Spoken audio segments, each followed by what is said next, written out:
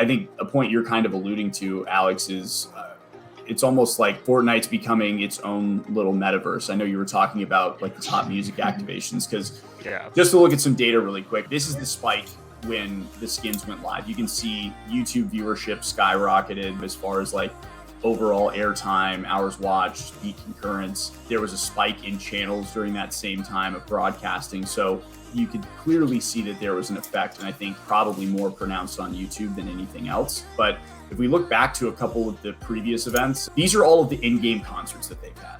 So these concerts have gotten millions, not the tens or hundreds of thousands that we're typically used to seeing, but millions of people tuning in. And I think what's been rare, a lot of people have critiqued Facebook about their kind of metaverse strategy and the lack of kind of excitement around it. But I think we have never really heard any negative feedback for any of these concerts. And clearly they have driven an enormous amount of value for not just Fortnite, but for the rights holders that are hosting these large events. Yeah, Riot Games has really leaned into it pretty well. I mean, they did a whole line of skins just for Zed, and personally, I was a huge fan of that. And people always drop the metaverse and like the fact that everyone has to work together. And I think something that like Facebook is lacking is that they're trying to like do something more in the silo, and it doesn't seem like they want to collaborate. And I think the idea is that their collaboration needs to happen, and I think studios are able to like work, like, you know, if you're Microsoft or, you know, Activision or whoever, like you should try to like collaborate within those studios, and then also work with the brands that are able to like hit that same demographic that you want to hit on, like